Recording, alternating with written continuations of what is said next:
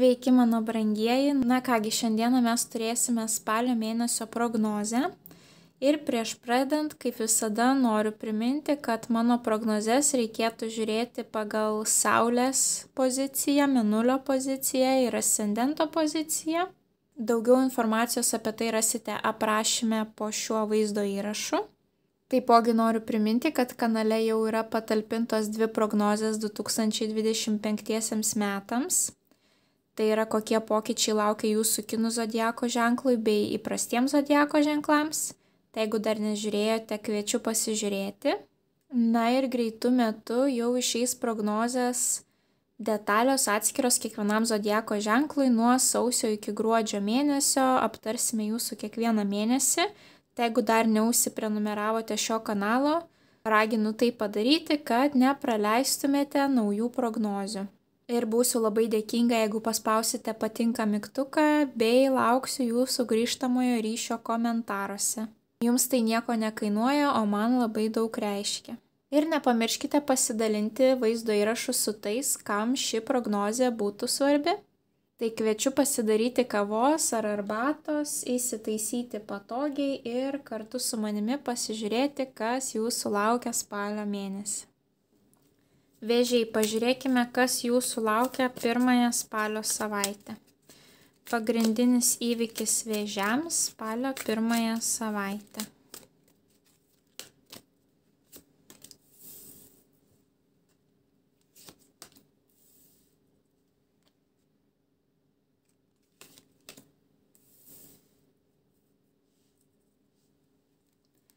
Pagrindinis įvykis vėžiams spalio antrąją savaitę.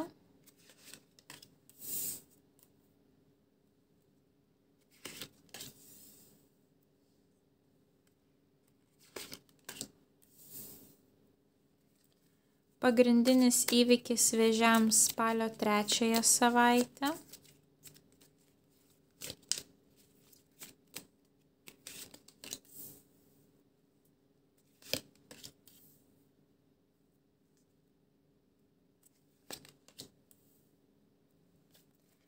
Pagrindinis įvykis vėžiams spalio ketvirtąją savaitę.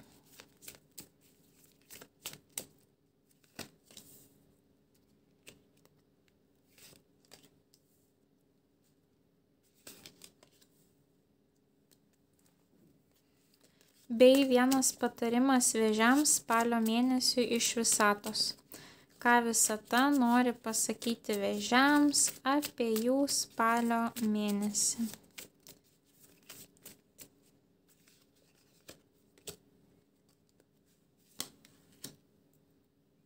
Na kągi vėžiai, pas jūs meilė ore tvyro, kiek matau. Pirmąją savaitę jums iškrito visos 3 meilės kortos. Jeigu jūs esate vyrukas, tai jūs įsimylėsite kažką ir rodysite savo dėmesį. Jeigu esate moteris, tai pas jūs atkeliaus toksai vyrukas. Būtent vandens ženklo karalius visada rodo meilės santykius. Gali kažkam būti, kad jisai ir bus vandens ženklo, skorpiono, žuvis, vėžys, bet nebūtinai tiesiog šis karalius skirtingai nuo kitų.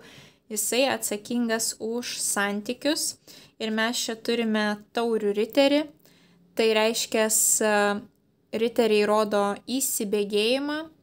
O taurės rodo būtent meilę, santykius, emocijas, tai pas jūs gali būti būtent įsibėgėjimas asmeninių santykių. Galbūt vyrukas pirmąją savaitę labiau save parodys jums, taip. Galbūt daugiau dėmesio skirs, galbūt pakviesi pasimatymą, daugiau laiko kartu praleisite ir pas jūs čia yra įsimylėlių korta, na tai jau net ir nieko daugiau kaip ir sakyti nereikia, taip, bus meilė ore ir maloniai laiką praleisite kartu, gali būti, kad pagaliau sutiksite savo antrąją puselę, jeigu tokios neturėjote, jeigu turėjote, tai tiesiog jūsų esami santykiai gali palipėti į aukštesnį laiptelį, taip tiesiog vyras gali tą pirmąją savaitę daugiau dėmesio parodyti negu įprastai ir jūs daugiau dėmesio galite kartu praleisti, taip kartu atskirai kažkur tais nuo visų kitų žmonių. Jeigu vis dėlto jums meilė nerūpi, tai taurės pas mus atsakingos už kūrybinius projektus. Gali būti, kad jūs kartu su kitu žmogumi turėsite kažkokį tai puikų kūrybinį projektą, jums labai kartu puikiai seksis jį vystyti, arba gali būti, kad jūs nukeliausite pas tokio apibūdinimo specialistą. Taurės pas mus atsakingas už emocijas, tai reiškia profesijos, kuriuose vyras turi klausytis jūsų emocijų, jūsų jausmų, tai pavyzdžiui psichologas, psichoterapija kažkokia galbūt, pirmąją savaitę jūs nueisite pas tokios srities specialistą ir pamatysite, kad jum labai palengvėja, jisai yra puikus specialistas jum ir kad, jūsų psichoterapijos seansas praėjo puikiai ir jūs jaučiate kažkokį palengvėjimą ir kad jum, atsiveria pagaliau gyvenimas visai kitomis spalvomis, taip?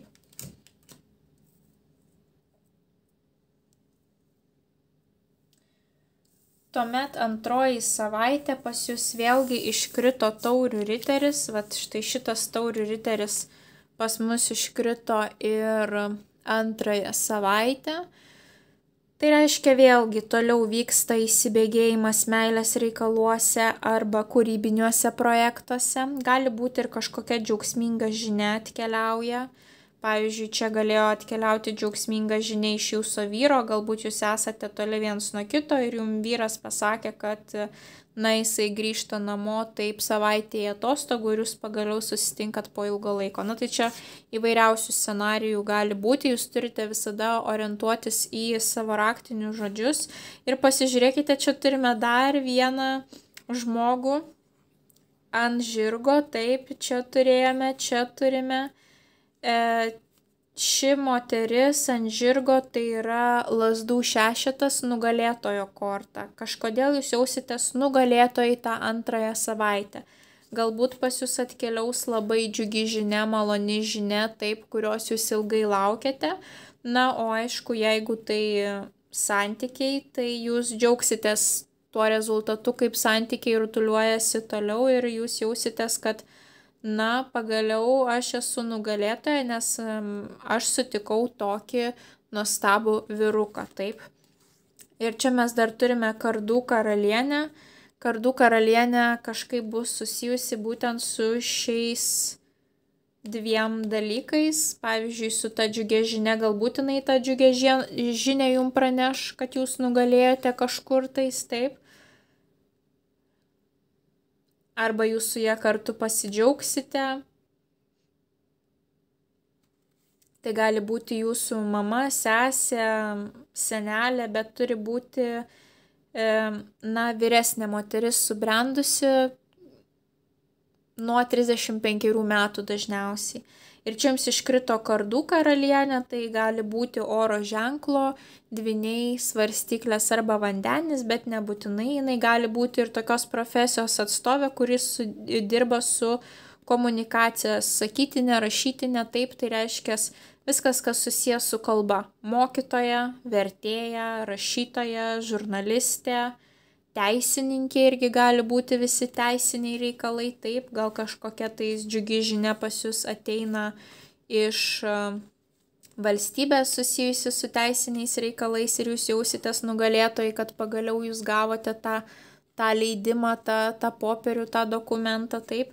Visokiausių tokių įvairiausių situacijų gali pas jūs nutikti. Arba tiesiog jūs galbūt savo antrąją pusę supažindinsite su jums svarbia šią moterimi, taip, kad ir jūsų draugė, ir viskas maloniai praeis ir jūs jausitės dėl to nugalėtoja. Ir trečiąją savaitę pas jūs naujos pradžios susijusios su būstu, su jaukumu, su stabilumu gyvenime, tai vėlgi kažkas tai greičiausiai susijęs su meile. Čia mes turime kvailį, didįjį arkaną.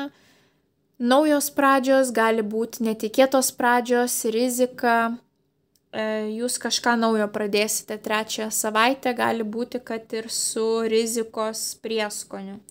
Ir šalia mes turime lazdų trejetą. Lazdų trejetas rodo, kad atėjo laikas imtis pirmojo žingsnio. Tai vat jums reikės imtis pirmojo žingsnio, tai vėlgi jau 2 kortos kalba apie tas naujas pradžias ir taipogi jos abi atsakingos už keliones. Tai gali būti, kad netikėtą kelionę turėsite trečiąją savaitę arba surizikuosite ekspromptu kažkokią tais netikėtai suorganizuoti, taip. Bet jūs turite išdrįsti imtis pirmo žingsnio ir pas jūs puikiai korta čia atkeliauja. Taipogi lazdos, lazdų ketvertas. Iš trejeto mes iškart pakylam į ketvertą. Na, tai yra augimas, reiškia situacija bręsta, taip auga, puikios kortos. Lazdų ketvertas susijęs su būstu, šeima, šeimos šventėmis, stabilumu. Tai pavyzdžiui, vestuvės, krikštynos, sužadėtuvės, bendras būstas arba grįžimas namo pas savo tėvus, šeimyną, taip, pabuvimas kartu visiems bendrose šeimos namuose, taip, arba poros persikraustimas į kažkokį savo būstą, persikraustimas gyventi kartu, išsikraustimas iš tėvų, taip, gali būti ir persikraustimas į kitą šalį. Na tai va tokios 3 kortos rodančios, kad galbūt kažkas įsikraustis arba kažkas keliaus kartu į kažkokią tais kelionę, bet greičiausiai tai bus, ta kelionė susijusi būtent su ta jūsų antrąją pusę, kurią mes matėme pirmoje mėnesio pusėje. Ir mėnesį mes uždarome labai gražiai, pas jūs jau čia rezultatų kortos, 9, 8. Finansinis rezultatas greičiausiai čia pas jūs kažkoks bus, nes čia yra monetų kortos. Monetų 9 rodo, kad jūs turite užtektinai pajamų, finansai pas jūs stabilus, viskas su jais puiku ir jūs jaučiatės labai graži. Galbūt nuspręsite investuoti tam tikrą pinigų sumą būtent 4 savaitę savo grožiui, kažką tais pasigražinti, pasitobulinti, nes moteris tiesiog švyti visomis prasmėmis, jinai jaučiasi ir finansiškai stabili, saugi, ir išorė jos grožių spinduliuoja, taip žmogus tikrai rūpinasi savimi, tiesiog puikiai korta. Ir šalia mes turime monetų 8, kažkam tai bus korta, kuri rodys, kad jūs esate savo srities specialistas. Pagal šią kortą dažniausiai būna, kad žmogus jau žino, ką daro, jis jau gali netgi mokyti ir kitus. Ir jau pas jį žmonės ateina žinodami, pas ką jie ateina, dažniausiai jie gauna rekomendaciją, tad pas jūs gali ateiti kažkokie klientai netikėtai ir pasakyti, mums patinka, kaip jūs dirbate ir mes norime, kad jūs atliktumėte mums tokį kažkokį tais užsakymą ar parduotumėte mums tam tikrą prekę, taip. Tai labai ir karjerai puikios kortos, ir jūsų finansiniai padėčiai puikios kortos. Galbūt jūs tiesiog gausite tam tikrą pinigų sumą būtent 4 savaitę. Ir gana didelė, nes pas jūs čia labai aukšti finansai krenta. Ir prie to paties jums čia dar iškrenta taurių valetas. Valetai yra pas mus vaikai ir pagyvenę žmonės, būtent tie, kuriems reikia rūpesčio, globos. Tai kažkam tais gali būti vandens ženklo, pavyzdžiui, vaikas. Jeigu vaikų neturite ir tėveliais rūpintis nereikia, tai čia tiesiog gali būti, toks kūrybininko gyslelė gali pabusti 4 savaitę, jūs galite labai daug svajoti, ir labai aišku, dėl ko jūs svajosite, taip, nes čia pas jūs tokios meilės kortos, galbūt 4 savaitė bus užimta darbais, bet jūs vis tiek rasite laiko, kada pasvajoti apie tai, kas vyksta jūsų romantinėme gyvenime, taip. Arba tiesiog užsimsite kažkokiais tai hobiais, net jeigu esate nekūrybingas žmogus, bet 4 savaitę gali būti, kad turėsite tokį kažkokį tais laiką tapybai, laiką nerimui, toks ramybės laikas, taip. Arba jūs tiesiog labai mėgausitės tą veiklą, kuri jums neša pajamas. jūs labai mėgausitės, nes taurės atsakingos už emocijas ir vat būtent tai, ką jūs čia darysite, bus labai ir širdžiai malonu, tai yra dviguba nauda, taip, jūs tiek prisipildote iš vidaus, tiek ir finansai pas jūs atkeliauja aukšti. Na, tai yra natūralu, kadangi kai žmogus daro tai, kas jam patinka, visada taip ir nutinka, kad pajamos pas jį atkeliauja bet kokiu atveju. Ir pas jūs patarimas mėnesių iškrito. Žvaigždės korta, labai puiki korta. Žvaigždė kažkam tiesiogiai gali reikšti, kad jūs būsite pastebėti spalio mėnesį, jūsų žinomumas gali išaukti, jeigu jūs esate tokioje sferoje, sakykime taip. Tai nereiškia, kad bus pasaulinis kažkoks žinomumas, taip, bet elementariai galbūt parašys apie jūs kažkokiame tai žurnale straipsnyje ar internete kažkoks straipsnis su jumis išeis. Galbūt jūs būsite labiau pastebėti savo darbo aplinkoje, nes jūs šefas, pavyzdžiui, pagirs taip. Na ir taipogi žvaigždės korta sako, kad tikėk labai gražia pozityvia ateitimi, nes ta ateitis ir bus labai labai labai graži. Svajok, tikėk, pripildyk save tą pozityvę energiją, tikėjimu geresniu rytojumi ir visą tai tu ir gausi. Ir būtent čia ir parašyta patarime, kad tikėk, kad ateityje, tu išgysi taip, kad ir kas pas tave buvo praeityje, tu išgysi ir ateitis bus labai puikia.